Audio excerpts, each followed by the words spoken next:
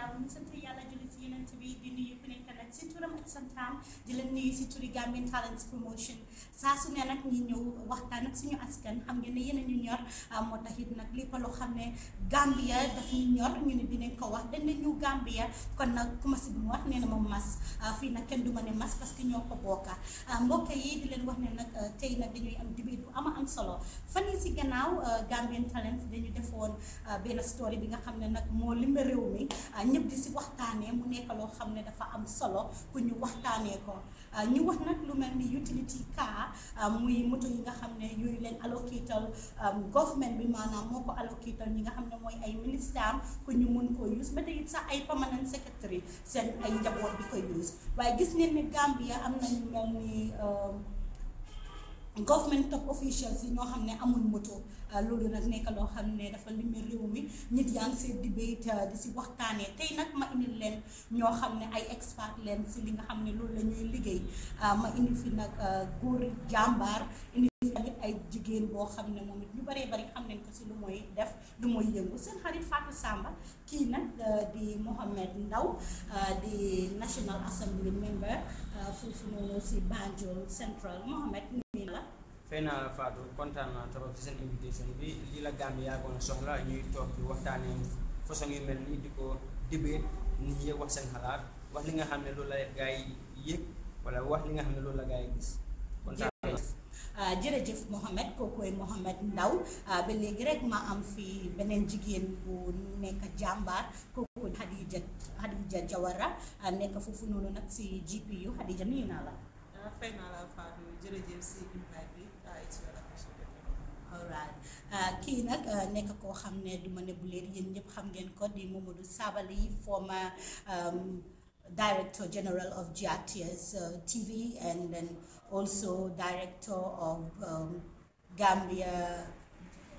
Gambia Daily Observer newspaper ak nekkoon Secretary General of and Head of the Civil Service Momodou Sabally nuyu naa la jërëjëf maa ngi gërëm Gambian Talents Promotion ak Houseman in particular di bég si li ngeen ma ooyee si lii di jégalu tam xam naa ne géemoon ngeen a try pour am on interviews on occasions but due to several reasons mënuma ko make waaye biñ ma waxee topic bi ak jubluwaay bi ma ne lii lu am solo la pour ñu waxtaanee ko ku nekk am nga si sa xalaat nag waaye comme ni ko honorable Mohamed wax rek façon ni jotaay yi dafa am solo si réew mi fu mu nekk nii because just to add démb maa ngi amoon SLA Sabally Leadership Academy suma youth mentoring group bi li amoon this what we call conversations on New Gambia on suñ motivation night platform bi ñu fa amoon ST mu wax fa lu am solo ma bég si nag mu ne in New Gambia people should speak out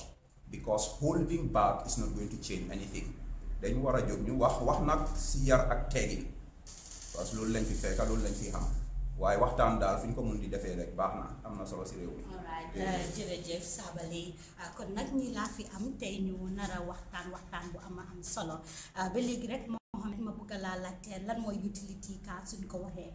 utility car suñ ko waxee maanaam moom mooy moto yi nga xam ne ñu ngi koo jox ida ministre si wala kuñ ko mun a jox si executive bi wala koo xam ne mu ngi si government waaye dafa nekk usage boo xam ne sa famille moo ko use yow dañ la jox officiel car pour nga koo use pour sa liggéey ak liggéey yi nga waaye dañ la jox utility tamit pour bi nga xam ne mooy dox sa errand si famille dina yóbbu sa doomi school dimbale sa jabar suy dem marché yóbbu ak yu mel nii. alright Hadija ba léegi yow tam ma bëgg a xam rek naka nga ñoo waxee lan mooy utility car. I think jërëjëf foog naa Mohamed answered it very well moo nekk moto boo xam ne dañ ko jox government official si xam ne they can use it not around their family work because we have to understand also ministers si tamit they have certain privileges and part of the privilege was moo nekk dañu la naa jox utility car si so that they can run around ñu defal leen seen liggéey so yi gars yi am nañ seen official car bi but also they give them these cars which ñu ko dee use pour run around with their errands. alright yéen a ko déggandoor mbokk yi tey ñii laa leen indil fii su ko defee ñu mën a waxtaan ak ñun waaye nekkut ñii rek laa contact wax ak gars yi contact nañ different people ku mel ni Halifa Sallah contact nañ ko ku moom it mu ñëw indil ñu idea am ku mel ni Yakuma Jay te nekk nominate member moom tam contact nañ ko moom tam mu jox ñu excuse kon ñu Gambia leen wax nañu di try ñu welcome ñu nit ñu mun leen a laajte suñu xalaat su ko defee lépp loo xam ne rek dañ koy question ñu mun koo answer. Momodou Sabally, I would like to know what is your own take about utility car? What do you mean? Have we gone past the definition Yes, part now? yes. What do you think? Who should we give the utility cars? Okay, I don't want to get into that. I want to deal with the realities on the ground that ministers have utility cars. I think that's the subject. Okay. I don't see anything wrong with it. I mean, I had a utility car when I was Secretary General, Minister of Presidential Affairs. I actually had two. I didn't ask for it, to be honest, but when I was giving utility car, I gave it to my family to use it, and they needed it. One, we have to realize one thing. In the Gambia, salary levels are among the worst compared to any other part of the world. So for me, I started working government in 1997. By 2013, I was appointed minister. That's like what? 3 plus 3, like 16 years. I was not able to maintain my own car. That's just as by way of background, the reality of the pay structure and levels of our public service. When I became Secretary General, for me, I didn't have time because I saw it as a unique opportunity to serve my country, and I served my country well without any regrets. You know, but that had a cost on my family because I used to get out of my house in the morning. I would stay at work until 12 midnight, 1 a.m. And I had my official car. My children had to go to school. My wife had business to take care of. I, as the person in charge of my mother, then I used to run errands for my mother. I didn't have time for all of those things. So the utility car was used to take the kids to school, bring them back, and it had security implications. Because at some point, my children in school were partly being harassed by other children, of course, fed by that negative energy by their elders. Someone attacked my child just because I'm Secretary General. So my child deserved that car so that he can have some protection. He doesn't have to walk home or get into a taxi where he could meet some nefarious person. So those are just part of it. And then what is the minister's salary in the first place? Recently, I heard when Barrow's salary was disclosed, I'm not going to comment about that. Some of my friends in the diaspora, when they knew the salaries of a minister, they were telling me, what's wrong with you? Why did you even accept to become a minister? They're telling me I'm working in America here at my own level, and I don't even have a proper postgrad, and I can pay a minister back home. So the incentive structure is bad. Utility car, I don't see anything wrong with it. I think it's perfectly fine. I would just add one thing. If your father, mother, uncle, brother is serving in government, and you are given a utility car marked with the government number, I think you should use it responsibly, one. And there are certain areas that our cars. We will come back to that. Okay. We'll come back to that. Yes, that's very interesting. I just want to add something to what Sabally. Sabally said, which is very, very important. Privileges and stuff like that. I think one thing I noticed was that most people were not involved in the political situation in the Gambia before. So now the changes is happening, they don't understand the things in the ground. So when they see certain things, they make noise about it. Because like he said, I've known some ministers who were having 2 utility cars and stuff like that. And we have to remember also, a minister is not an ordinary person. He or she deserves certain privileges or stuff like that. So even though you stop him about the conduct of the ministers, but I think that's the most important issue here. How do the ministers, their children, use the cars? How do they behave when they are in government cars and stuff like that? I think that's the most important thing. But for them having utility cars, I don't think there's nothing wrong with that. All right, and there is nothing wrong with that. Mohammed, what's your take about that? No, there's nothing wrong. They deserve to have it because it's their privilege. They should have it. They should have a utility car. Because if you see the situation of the Gambia, especially ministers who are politically appointed, like what Sabally was saying, some Gambians, even especially nowadays, they really need it. Because people are saying that we are in a new Gambia. But people thinking that we are in a new Gambia, thinking that they will be able to do or to say anything that they would like to. And I'm really against that. They really need to know what democracy is. They are going beyond what democracy is. So people have to be very careful. So it's safe for ministers to have utility vehicles for their family members to be safe and secure sometimes.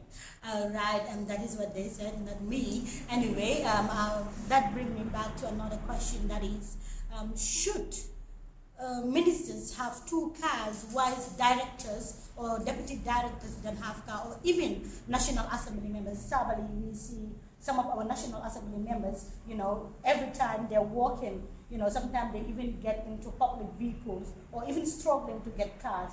Should the ministers have 2 cars while the National Assembly member is there walking? Okay, this is interesting. If you want to push it too much, you'll go into the classic, is it the Emparo and his roots thing? I don't want to get there. I want to be as pragmatic as possible. I know for sure, as former budget director, that there was a scheme where National Assembly members were given car loan facilities. What they did with that money, only they know and God. The minister, the directors, I know in government it's a bit skewed. In certain ministries, when I was a budget director in Ministry of Finance, I had my own car. But in certain ministries, some of them don't have, the directors don't have cars. So maybe the current head of the civil service, who has a lot of experience, should look into this properly. When it comes to the ministers, I think even if you can get them 2 utility cars instead of 1, it's absolutely necessary because their salary is very low. I, Momodou Sabally, have witnessed situations where a minister will actually be begging a director for fuel. I've seen those things. That's true, but here my question is, should a minister have 2 utility cars while a National Assembly member or even a director don't even have a car? Some people, we see directors, who are having, their own personal car, or sometimes they even take loan from government. You are making a statement that minister, are you implying that ministers have 2 utility cars? Like you just said. I was Secretary General, yes, that's different. Secretary General. Okay, as far as I know, ministers have 1 utility car. 1 utility car, that's what my research gave me. Yes. But then we're saying, if at all they have 1 utility car that their families are using, don't you think that government should now be flexible to think of giving cars to National Assembly members and top government officials? Well, I already said, National Assembly members, there is a scheme in place. Last time I checked, they had car loan. When this meaning they have to pay it themselves. Yes, last time I checked, that was the arrangement. Do you think that's right? Can I say something? I don't think National Assembly members are not part of, even though they are in the arm of the government, but they are not under the civil service or under the Secretary General and stuff like that, because these people come through a political party. So they are representing the political party and their constituency. So I don't see how the government, even though the scheme is made and stuff like that, how the government can say that, okay, every National Assembly member will give you a car. I don't know how that's going to work. Maybe the directors, I want to hear the National Assembly members. Yes. This is why I'm coming in. We should be provided. You have, why? Because the executive or the judiciary are not more important than the National Assembly members. Yes. And it's very unfair to provide them with utility car and an official car, while the National Assembly members don't even have 1 official. I find it very difficult sometimes. I'm a National Assembly member for Banjul Central, but I stay in Old Joshua. Sometimes to have a commercial vehicle from Old Joshua to Banjul, to go for sessions or committee meetings, I find it very difficult and tough. Okay, Struggling, imagine, pushing and pulling, running to join a commercial vehicle. It's very disgraceful and sad to all Gambians, and we should be provided. But I was very happy with Honorable Maifati, Minister of Interior, when I heard him on TV saying that National Assembly members will be provided with mobility. I was very happy. But I don't know how far they have gone with it. But I've not heard anything about it at the National Assembly there. Yeah, so it's you can advocate for yourself. No, wait. If Gambians don't mind, for me, if it's left to me, Gambia will go to a shutdown of government. Because if an order budget is brought to us, and our mobility is not in Okay, I have a problem with that. So you are saying you guys are prioritizing your mobility over most of our law reforms? No, we are not talking about law reforms at the moment. No, we're not talking about that at the moment, but we really need it. We really need it. So we we know. have to prioritize our needs. So you are saying more or less. No, Gambians should be happy. Gambians should be happy if laws are brought to us. Gambians should be all happy. Yes, that's interesting. You wanted to say something?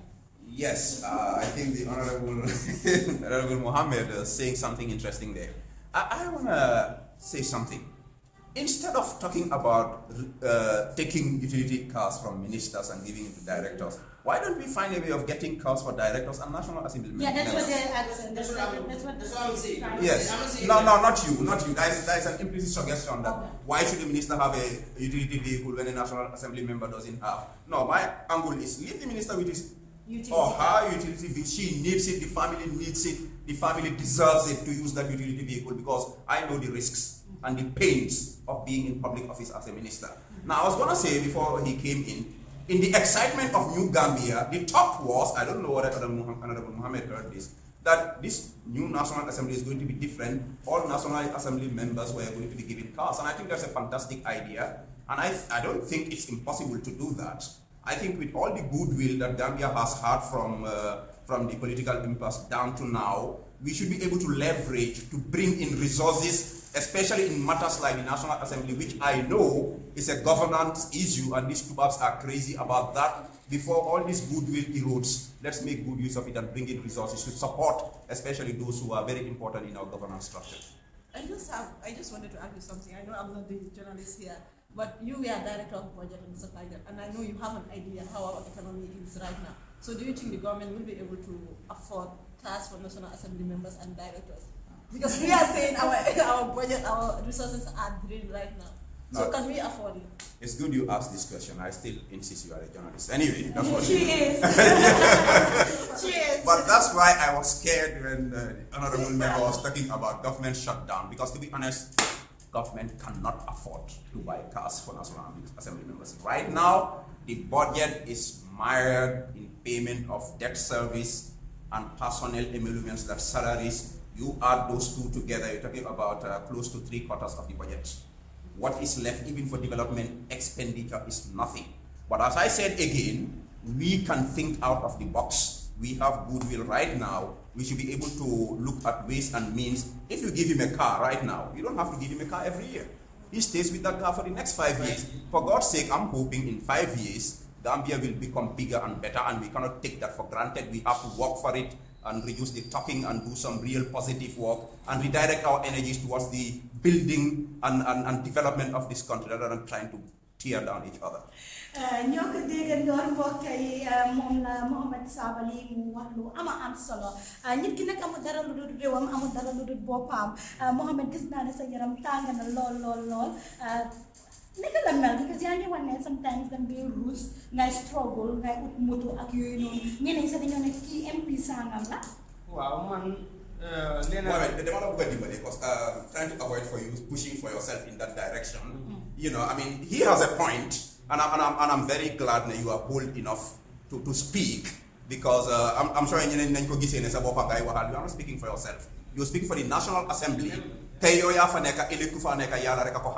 Man, I know, when I was in government, some friends in National Assembly getting into gele.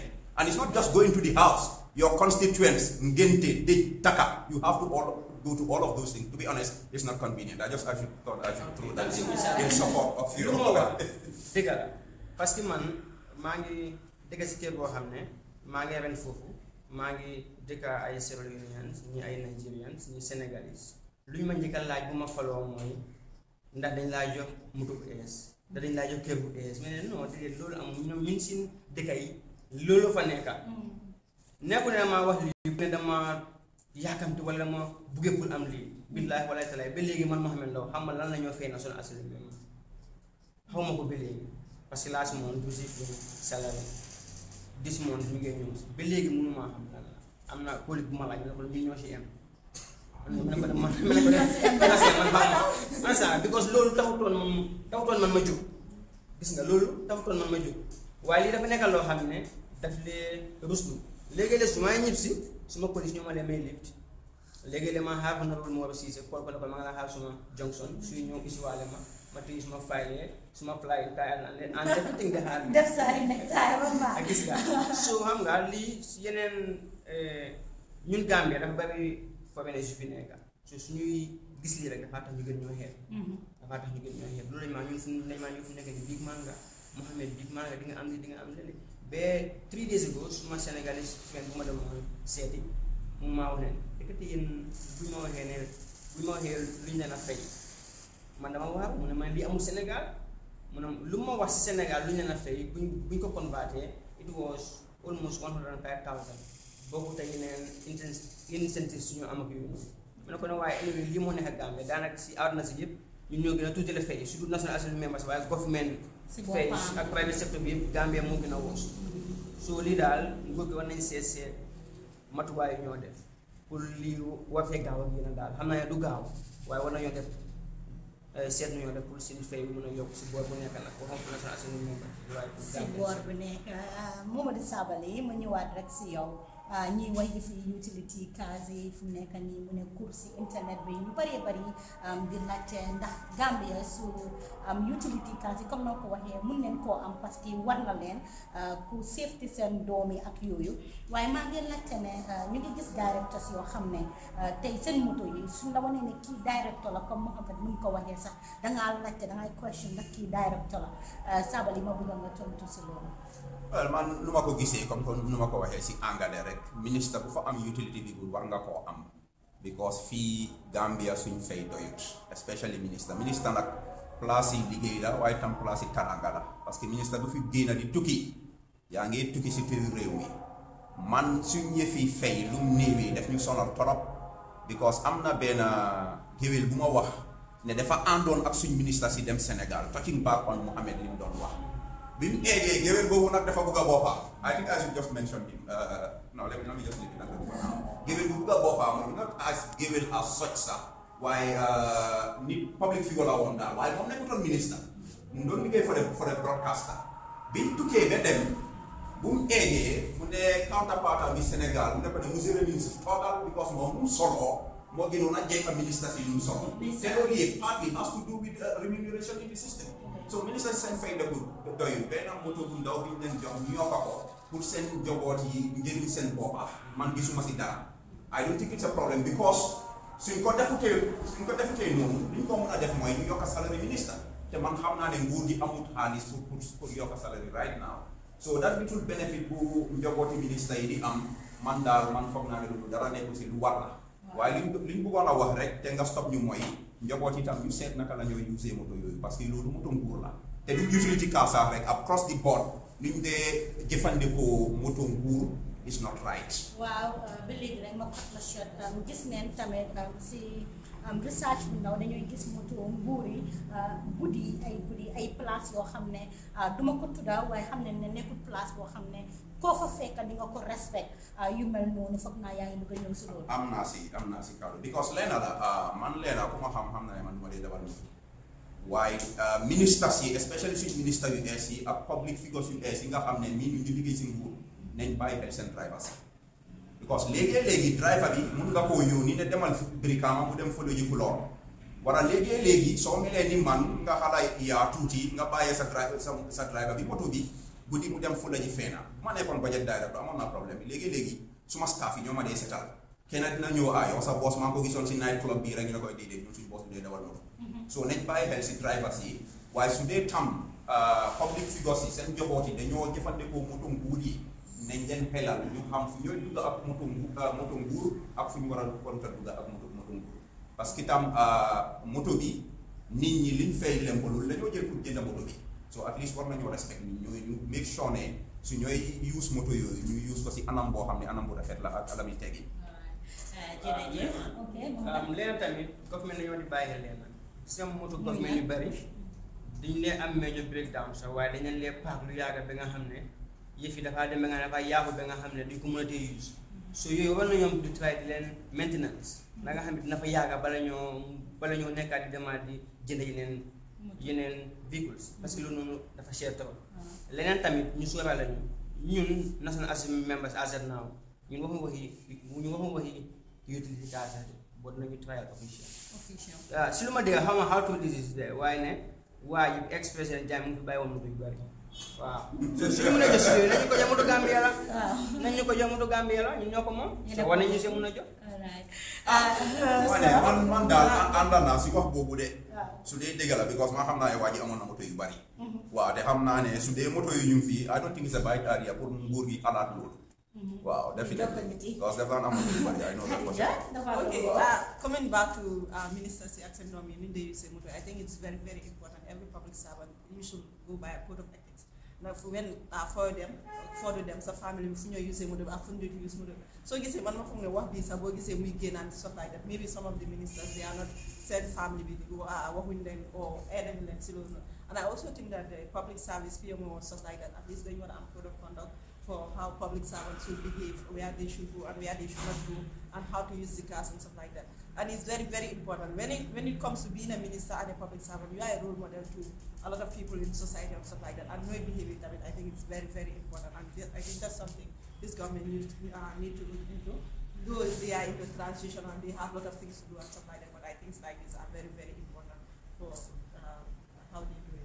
waaw mbokk yi ni ma leen ko waxee rek debate bi nee na woon ne pour si Facebook bi ñu nit ñu bëgg a indi nag suñu ay experts su ko defee ñoom it ñu wax ñu naka leen gisee idea bi waaye tamit duñ em rek si gars yi am na ñeena yoo xam ne ñu ngi bina seen own opinion si Facebook bi ma bëgg a benn rek si gars yi for now ñu discuss ko ki nga xam ne nag mooy Tidiane Massane Cissé moom mi ne great concern but the blame cannot be on them, that is the minister's children.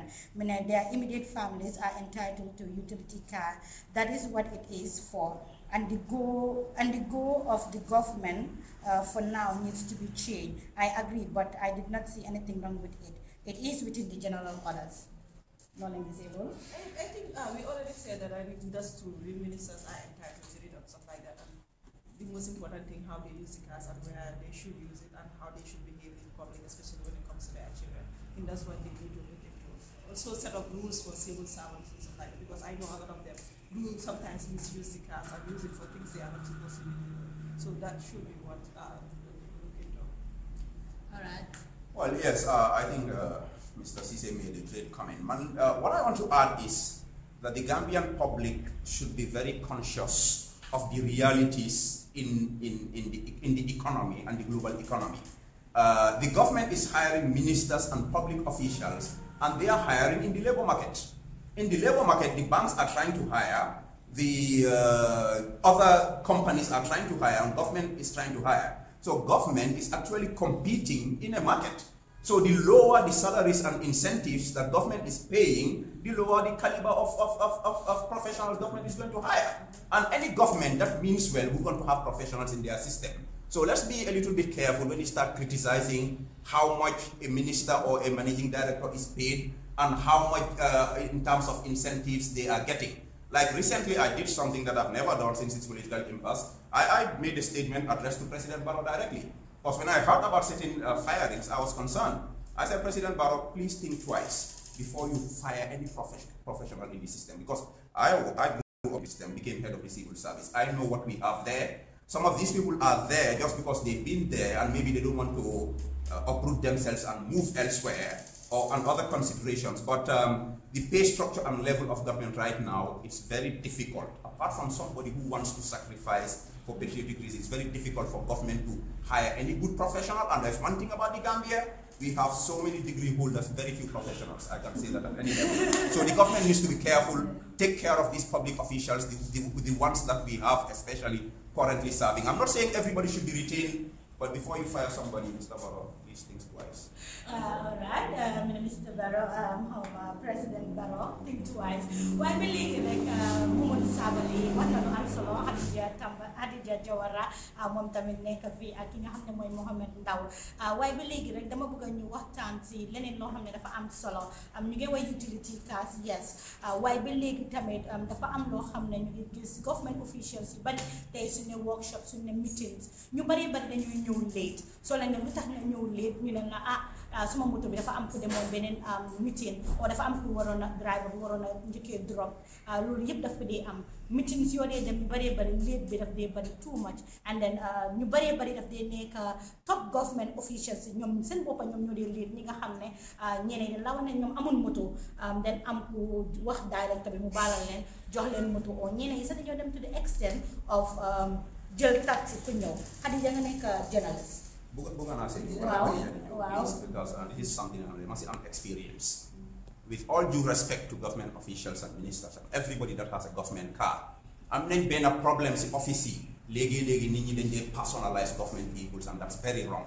It's named cop in the offices man in the public service. The guy gets for hamne defa am motom topoto si sohlam during official hours mu jël moto bobu dem jëli topoto his personal private business. Nit ñaa ngi soxla moto pour dem def liggéey nguur bi duñ ko mën a def loolu lu ñaaw la war nañ koo bàyyi man I will say for myself ne man suma moto bi as director of budget ñu doon liggéey Ministry of Finance between 2010 and 2013 dañ nekk suma serne it was a utility car once ma egga si office bi dugg naa suma office bi anybody can use the car nga dem liggéey ko liggéey nguur gi but not everybody does that so loolu war nañ see bàyyi xel moto biñ la jox pour liggéeyal réew mi la not because you are more important than the farmer in Basse or Kawur pour liggéey réew mi la so sa point boobu sorry Khadija I have to come in because li mu wax lu am solo la moto yaa ngi toog ñu ngi paak time yi wàcca school ñu dem jëli sa doom yi waxuma ne moto bu mu dem jëli doom yi public servant it's important fay bi doyut waaye su ñëwee mu taxaw Khadija mu ngi war a dem meeting ex ngir yàlla ak yonent bi bàyyi ko mu utilize mu dem liggéeyal réew mi okay loolu am na solo Khadija nga ñëw I have to agree with him there because net ma di liggéey ak government bi but we have seen that a lot of people complain about maybe some directors stuff like that when they allow you to use motor and stuff like that. But another Khadija sometimes they dem meeting. Honestly, ñu ne la xaaral director sangam o xaaral bi dafa war a ñëw amut moto ko indi yu mel noonu. Sometimes two things, the motor and the time also. I would my answer is different. The motor be direct. I think Sabally answered that very, very well. So the them say time. Time also I have a little concern. Maybe he said something there. We have a lot of degree holders, not professional. Coming to meeting late, it's not acceptable. You are there, you know, the attend meeting, you have to be there on time. I have that problem with a lot of people. Gambian, it's not they need to do what the Gambian time. Because it shows our level of professionalism in this country. If you are to go somewhere, go there on time. People should not see that I talk here and inside, you have 1 hour just to deliver an opening statement and stuff like that. Even though right now, there is this minister, I will have to say, he is very punctual. Yeah, he's very punctual and people are that's how our ministers should be. So you know the meeting is starting at 10 o'clock. Please be there at 10 o'clock. Why didn't you for more than 1 hour the health minister or director it doesn't tell well and that shows your level of professionalism, which is not done. Wow.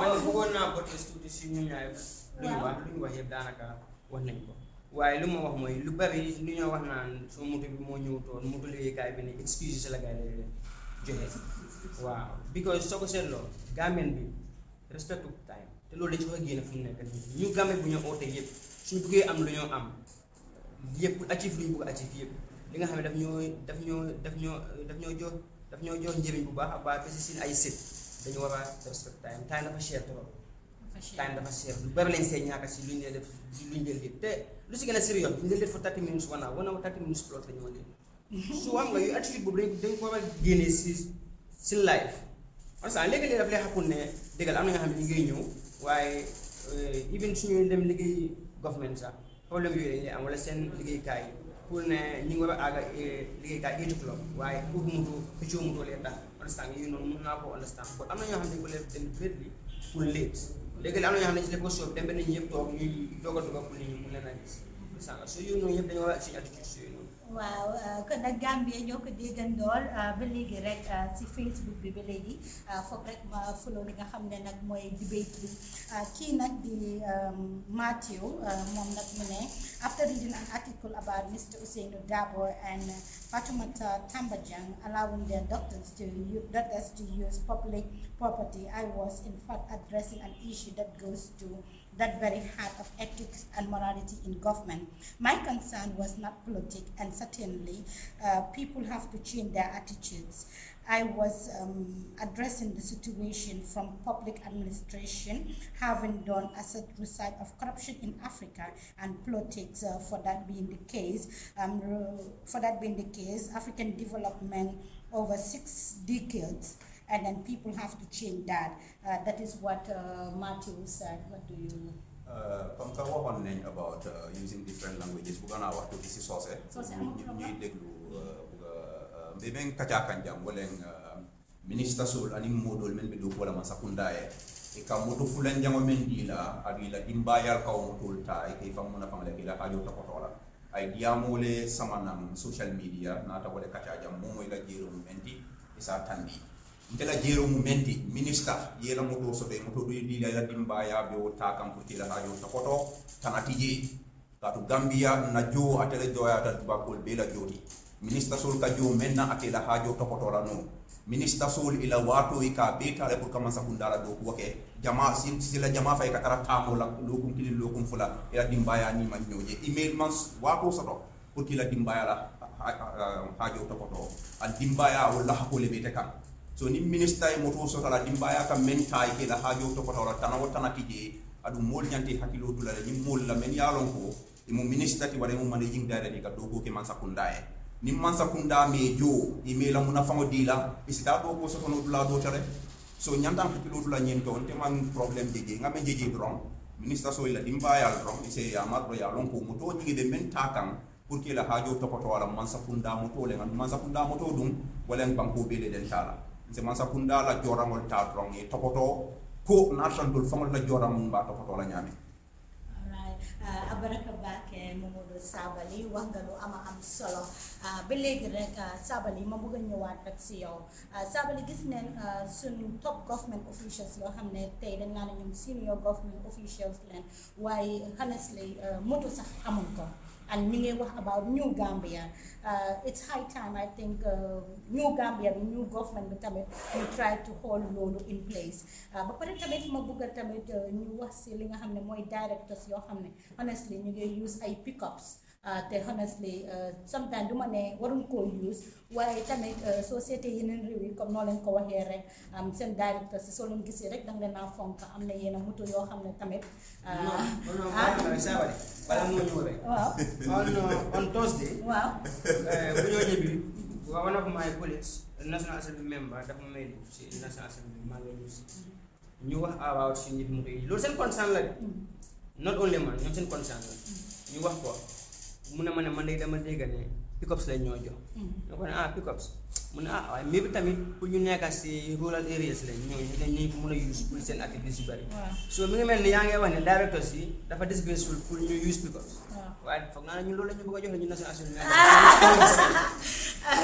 ñoo dégg loolu waaw dafa garaaw Momodou Sabally ok loolu moom di nga doon wax sax tuuti ma interrompre la ban directeur moo la woon ne bëggut pick up not director wax ne ñoom no the point is am na top civil servants yi nga xam ne pick up la ñoo prefer than even to a Benz because pick up def leen di njëriñ boobu beneen wax la waaye daal am tañ you have to foog nga consider cost tam pick up moo gën a cher an ordinary lu njëriñ sedan in America so nguur gi amuñ xaalis wax dëgg te soxla yaa ngi bari xale yi seen school yi suñ lopitaan yi baaxuñ yooyu yëpp so yëpp yi when it comes to moto nangu naa ne soxla nañ moto pour directors waaye ndax pick up la ndax pajero pour man loolu amul solo ku si am moto bu laa yóbbu from point X to point Y santal yàlla because nguur gi moo ko moom moomuloo ko and dañ ko isi not pour nga tiitaroo ko pour si jabar yu bari ak yeneen pour nga liggéeyal réew mi la so moto bi bu mu fansi sax boobu moom ànduma si because loolu sax mun naa tabel liggéey bi ñun xam ne ñu I want to add something there because I'm very concerned when we say that directors are complaining so bad because I think we need to prioritize ourselves right now. Gambia, let's accept it. We are very, very poor. And our economy right now, he is the expert here. He can tell you it's practically zero and stuff like that. So when we are worrying about expensive cars and stuff like that, we are just telling them some of the services we need to deliver, basic health, basic education and stuff like that. To me, those should be the biggest concern of the current government and stuff like that. Even directors, to me, buy them the cheapest car. To me, that's the most important thing right now. I agree. We don't have the money to buy expensive cars for director. I agree, director, there is a certain image you should portray, but come on, let's be honest, we are a poor country. We don't have that money to start buying expensive cars for directors and stuff like that. So let's prioritize to see how our economy is going to grow, agriculture, basic education, basic health, then thinking of buying expensive cars for direct road. waaw jërë ngeen jëf bu baax a baax mbokk yi di leen wax ne seen xarit la Fatou Samba ak ki nga xam ne nag mooy Mohamed Ndaw nekk National Assembly member for Banjul Central ma am fi Hadija Jawara kooku nag nekk si University of the Gambia di study law nekk fi nga xam ne nag mooy Gambia Press Union Momodou Sabally nag nekk former Director General of GRTS Daily Observer newspaper and moom nag nekk woon ki nga xam ne nag mooy director bi si finance waaye tamit amul foofu noonu budget Momodou Sabally nekkoon secretary general and head of the civil servants tey nii laa fi amoon ñu waxtaan ak ñun suñu am solo waaw and minister of presidential affairs ABRC secretary general my people Sabally dama bëgg ñu wax si loo xam ne tamit am na solo recently ñu ngi gis GRTS news seen newsreader bi mu ngi wax ne President Barrow donates 2 vehicles to GRTS television, GRTS TV. So nit yi especially Ñundu Dramé in code moom nag mu ne loolu daf ko soxal bu baax a baax ndax président bi moo donate to GRTS ndax ki nga xam ne nag mooy state bi maanaam ñun ñëpp ñoo donate to GRTS ma bëgg nag ñu wax tuuti rek si loolu because yëfi moto la ñoo wax right now. waaw sa moto bii nag dafa ponkal moto yi ndaw leen doon waaye moto bi président di mayee loolu moto bu rëy la so loolu pour discuss ko du easy waaye to break it down am na ñuy ñeme def daan mayee fii moto boobu beneen subject la maa ngi bind suma book yéen ay du ma ko wax fii waaye président Barrow may GRTS moto aw ma si benn problème man nag I mean look let's be realistic palaas yi soo si nekkee dangaa jëflante ak ay nit ñii dinañ la may ñii dinañ la lebal ñii dinañ la abal now duma bugg a dem into the details of the ethics of it because amuñu waxtu pour loolu liñ xam mooy président may na moto pour man I don't think ne Adama Barrow ñemeñ na mu jël suñu xaalis jënda moto ne moom moo ko may GRTS duma ko góom unless nga won ma documentation bi keneen ñemeñ na ko waaye Adama Barrow bu ma ne ñemeñ na loolu su dee Adama Barrow dafa am moto one businessman la woon two président la mu ngay gisee ay businessman su dee for any reason yàlla wul sagal na ko moto mu may ko GRTS alhamdulillah thank you very much président Barrow loolu mooy suma I think a lot of people raise concern about this is whether it was the government who bought the car and give it to GRTS, Barrow used his name and stuff like that. I think that's where a lot of people were raising concern. So to me, I don't know how the thing came about because I just saw the noise people were making on Facebook. I never commented on it. But if it was bought by the taxpayers' money, it should be from the government. If it was Barrow's own personal property, then there is nothing wrong with Barrow giving the car. But I think the question will be here, how did the car came about? Was it bought by the government or was it Barrow's own personal property? So anyway, lu ma si wax mooy Gambia su dee ne moto yi kon ñaar la because ñaar la moto yi government na ko joxe waaye dañ read si news bi ne Adama Barrow moo ko joxe président Adama Barrow loolu tradition boo xam ne la dañ ko fa génne comme before dañ wax ne maalo yaay jàmm te fekk rek people of Japan ñooñu ko demee understand nga waaye dañoo ne maalo yaay jàmme wala ticket yaay jàmme bul maaka non dañ loolu dafa war di set ne nguur gaa ko joxe président bi joxewu ko understand nga dafa war di clair mu leer nañ ñu wax ko ñu xam ne kii li fi mu ko joxewu ko wala waaye dafa nekkal comme dafa mel ni loo xam ne dafa ko politique yi so yu noonu yëpp dafa war a génn fu mu nekk parce que dañ ne ñu Gambia la yu fi nekkoon te warutoon ñi ngi try pour mu génn so dañ bëgg mu génn mu set wécc daal nay leer daal nay leer I think Mohamed ànd naa ak yow si sa wax bi Leonard rek man I think ne okay it's okay we can criticize the president and everything waaye bu ñu fàtte ne président bi tam nit la one of the problems I had Adama Barrow dafa génnee xaalis may ko féecakat or some bu am issue I'm perfectly fine su dee xaalisam la du xaalisi nguur li look ñun dañ am aada ak cosaan waruñoo mën a nekk tubaab overnight loolu mooy suma xalaat. I agree with you there because most of even Senegal and other countries they have certain amount they allocate to president for certain things like that. That's the black budget. Yes, the black budget and stuff like that. And when it comes to, I think was it somebody who said something very important that how you also appear in public also as ministers, directors and so on. It's very, very important. And part of our culture also, the praise singers and stuff like that. you give them. It's your own money. I will gladly do it. There's nothing wrong with that. You know, taga be there for giving. Why look, but less limited. RTC, am na ñuy complain ne affaire saa ngi métti. Dafa am fu ñu daan amee amatuñ ko. So nañ leen bàyyi xel. I am not saying ne Adama Barrow moo war a jox RTC rek waxuma loolu. Su leen ko joxee I will thank him for it. So dee xaalisam la mu may I will thank him for it. Thank you. Waaye leena la yaa jame def daan may RTC fii xaalis. Fu mu jëlee xaalis bi nag loolu affaire am la. RTC fu mu nekk nii affaire saa ngi métti de. So it's not Adama Barrow's responsibility moom kenn. Or minister si ñu ngi fi amay businessman ñu ngi fi amay philanthropist yi nga am ne ñu ngi amee xaalis ne leen dimbale suñu artiste yi affaire saa ngi xala stress. non mais ma Sabally lu mu wax dama ko support bu baax a baax. parce que dafa wóolu sama xaar ne weeru koor baa ngi ñëw ñu bàyyi xel tamit naan su ko bindoo ko suñu ay saako xamuñ naka la ko yaay jàmm naan amee ñu nekk ñu ngi si ay problèmes understand nga dañoo toog naan joxuñu su ko bindoo suñu gox gi nii kii dëkkal déedéet nañ ñaan yàlla loolu ñu mun ko amal seen bopp waaye buñ wilaay yaakaar rek ne waa nguur gaa ñu ko war a jox waaw su loolu nag bu ma ñu am tam ñu dimbale. waaw yeah, but don't you think dependency syndrome, so especially people like you, people see as role models up there, it's very, very difficult. Man, what we see, people depend on people too much. You're not assembly member, how many people know you just my super in you? How many people? But I think cash for. So some of these things we have to call that. Corruption and so we wind up. Hadija hamna li nga about dependency forum, but I think that's a whole platform of its own that can be held. Why in the now you cannot mënu ñoo wéti ñu seen am ak seen dundin overnight lu ñoo mëna def moy dimbalante ya jama def an joxe sukur fu mu ko daan amé affaire am la we don't know waaye génn na fi Adama Barrow léegi su bëggoon a joxe sukur boobu sax du ko ñemeña def because of wax bu bari bi so ñun citizens yi ñi nga xam ne yàlla may nañu tuuti nañ bàyyante xel ñu dimbale wante but otherwise NBA si ñoom Mohamed la moo nekka ak moromam yi te ñu ngi just start and they have their families so we need to talk to each other in the new Gambia buñ fàtte wante nañ dimbale wante dama bëgg a laajte benn question moo nekk ne nit yi fu mu nekk nii especially gars yu nekk si diaspora bi ñu nekk biir Gambia sometimes so in sa opinion di wax ne something moo nekk di xew si dëkk bi laaj loo ko ñeneen ñu ne yàgg nañ ko fee gis yàgg nañ ko fee dégga ku wax rek nit attaque la the issue of the utility car gis ne ñu bari ñu ngi attaquante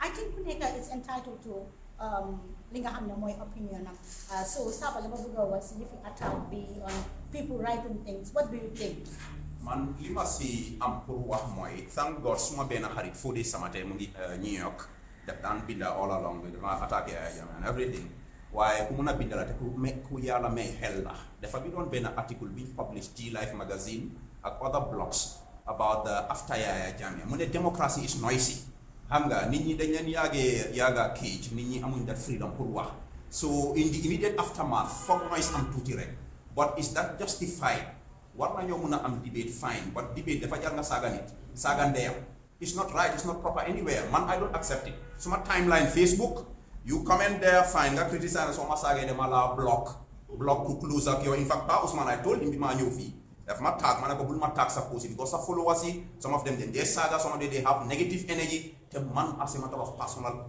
principle I'm not going to accept it from anybody you can criticize me and everything I'm a public figure saga duma ko accept you know yena wax yu ñaaw yi duma ko nañ si bàyyi xel am nañ right pour criticize ba pare ñu dee wax nit ñi ne yaa ngi criticize Adama Barrow lu tax criticize loo Yaya Jammeh please nañ bàyyi loolu ñun ñëpp xam ne ñu fa taajoo woon please nañ bàyyi nit ñi ñu wax waaye ñuy wax tam ñu bàyyi seen xel Gambia is a small country loolu moo si nekka keroog dafa am ku ma attaque on Facebook practically saaga ma bugg a feeku yàlla def dama ñaan yàlla sax pour mu dimbale ku ma feeku ma ñëw gis ne kooku jëkkëram suma xarit la ma ñëw tasee kooku place ma ne kii moom tooñ na ma suma feeku woon ko sama ko koon a saaga and wallahi I will do it dama doo ko Banjul waaye for some reason yàlla may ma xel boobu man suma ko ma ñaan yàlla pour ma calm ma down feeku ma taseeg moom after ma ñëw taseeg jëkkëram ma ne alhamdulillah ne kii feekuwuma si moom nañ bàyyi xel Gambia is too small we are all related it's fine to talk as Fodé Samate said democracy is noisy then you yaga live in cage as I say you know so nit ñi ñu muñalante waaye saaga moom wara nit ki because papa ma ngi serve in government like loolu mooy dem ngay attaque kooku loolu dafa ñaaw dañ ko stop waaw man lu mel ni man ku fi ay saaga yi ak yi man depuis ma do in politics am na léegi 5 years to 6 years man yaaga naa di dégg lu nekk even ñi nga xam ne suma deret lañ sax dañ maa saaga mu àgga si man ay saaga yu ñaaw ay doomi haram la because maa ngi against their party te man I was fond of doing that. I was always bold enough to do that, to criticize, directly criticize President Jammeh or APRC mu ne maa def so du ma naan xool nit ñi lu ñu maa wax ak lu ñu maa def man faale moom man naa wax even as at now su ma criticize su ma lu ma mën a wax du may bàyyi sax na ñu ngi maa saaga na ndax ñu ngi maa def lifin man lifin man damaa wax lu ma war a wax man naa try always ne man lu maa wax nekkuma di tooñ nit wala nekkuma di wax wax yoo xam ne maa tuumal nit damaa wax wax loo xam ne wax boo xam ne dëgg la daal dafa isi dëgg right Khadija xam naa ne si ñëwee si yëfi wax moom freedom that's my area to at least divergent views. Over to you, yes, Madam Journalist. Madam Journalist. Divergent views and so on, but also every freedom you have to know. Dafa ñëw ak responsibility. Waxa sa wax te nga bàyyi nit ki mu wax waxam waaye saaga bi moom at least dama war a xam ne you have the right to criticize noo amee right to criticize kooku tam noonu amee right to support kenn tamit so yow criticize nga bàyyi nit ki support and government bi ñeneen ni ma dee gisee lu tax nit yi di criticize government bi léegi la ñëw government bu es time yaay jëm waxuloo that's not the thing. It's government we have to hold them accountable and also to be responsible waaye su ñëwee saaga bi moom that's not no good idea. At least let's debate healthily. You will have your opinion am naa suma opinion ñu wax ñu xëccoo bu nekkee ku nekk dem yoonam we become friends and stuff like that. I think loolu mooy dema place yi just ma ñëwaat in foofu because this point is very important. Dinañ debate dinañ waxtaan lu am solo. It's healthy for the national psyche. Why if it's saga is not right, let's stop it. Keroog am na ku ma tag on one of the snippets you ma def on my book. Def ma tag ba pare nit ñaa ma saga mu bàyyi leen on his timeline. Man soo ma saagee outside it's okay. Waaye doo nekk suma friend di ma tag allow nit ñu saga balaa maa ñëw fii ma ne Pa Ousmane condition pour ma ñëw sa plateforme bi there are no insults. Mu ne ma there is no insult on the platform loolu moo tax ma ñëw. Man I'm a decent person, I choose to be decent. I'm a positive person, I choose to be positive. Ku bugg a negative saga sa affaire la bu yóbbee I won't deal with you. That's my principle. This is the forum. Every time we made an edition with the first edition. Inshallah, yeneen forum dina ñëw fii si Gambian Talent Promotion. Comme ni ma leen ko waxee waa State of Mind nag ñoo ñu dalal ñu nekk fii si seen biir studio. Saa su ne rek damay wax ne Gambia suñu Gambia la ñu wax kon paquet bi ñun ñoo ko war a daaje. Anyway, beautiful listeners and viewers, we are almost to the end of today's edition of the forum, but before going I would like them to say their final words. Hadiza too. Thank you very much, Fatima. This is a very interesting program and I think these are some of the things we need in our country to when issues are controversial, let's see, debate over it professionally with respect and stuff like that and move on. I think the country needs it. We did not have this before, but we need something like this, so let's continue doing things like it. I think it's very good, and I commend you for coming up with this great initiative. Thank you. Mohammed? My last word would be saying a big bravo to Momodou Sabally because he's good enough to come to this forum or to this debate. Many people who serve the former government will not really appreciate or accept this invitation. So bravo, Momodou Sabally. And I even call most of them, call na bari former parliamentarians, call na yeah, lot of ministers, you bari call na I know you bari didn't questions in forum because Sabally and I invite Hadija and Mohammed rek I contact a lot of people, bari la contact. Some of them talk is a lim, the my Jew, while contact na Teddy National Assembly, contact na director, current director GRTSB, Momina Muge contact na ki nga xamne moy Khalifa Sala, contact na a lot of people. This is what we need. Bala ñu tok di merante di xalaatante yu ñaaw. Let's sit and talk. Momodou Sabally, your final words. I'm not solo, just speaking of thing and goodbye. Thank you, Mohammed. Gis nga yi suñ ko def ñu def ko ngir yàlla. Def ko ngir réew mi because ñu si war a bokk tey yàlla ñu dogal ñu war a bokk ak bokk te I'm very happy. I don't think you could have had a better set of panel to see these two young people. The point is like ñu liggéey réew mi ñun this is a platform for conversation. We let's talk to each other rather than talking about each other in corners. ñun suma youth mentorship group bi Sabally's Leadership Academy dañ start a series called Conversations on New Gambia. Démba lañ door ñu amoon a topic on authentic rules for young people in New Gambia. Alhamdulillah, we had a fantastic blast. Amoon nañ ST Brikama Boyo ñëw na mu wax si xalaatam waaye fu ma tëjee mooy kaddu yu suma jabar joxe woon si forum boobu di Jeynaba Tida Sarr mu ne there is one thing in the Gambia am nañ a revolution to kick out dictatorship boobu jeex na léegi ndaw yi dañ war a start a new revolution, one a revolution to maintain the peace and stability of this country te àndal ak moom because suñ kaaraange gi we should not take it for granted. am na ñoo xam ne fu mu nekk nii they are not comfortable, that's the reality. I will say it. If they are saying it in corners, I'll say it for them. Why? ñun xam ne ñun tawi Gambia suñ taxawee, it's not about Adama Barrow, it's not about coalition, it's about the Gambia. We need to protect the peace and stability of this country, and hanging that responsibility on the shoulder of outsiders may be up right now, but it's not sustainable. Ndaw yi nañ jóg taxaw gis ne jaama ak kaaraange ak dal sax na si Gambia.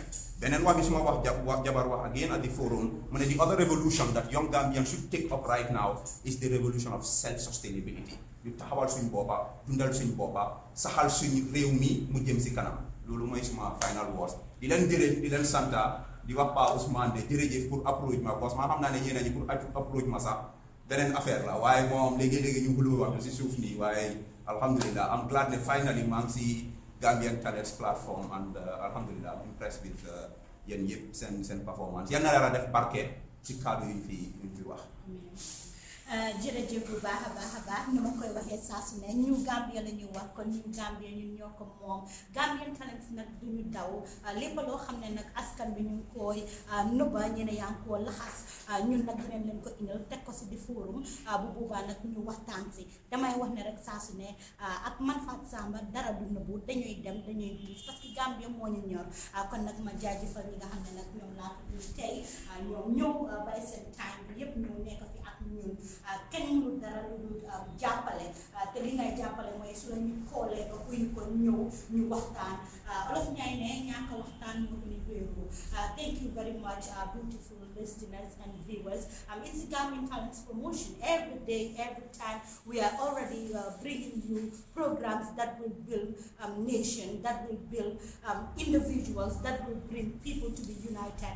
Therefore, the forum is a new show that will be coming up from time to time to bring crucial issues happening in the society. Don't run away. It's the Gambian Talents. Thank you and bye for now.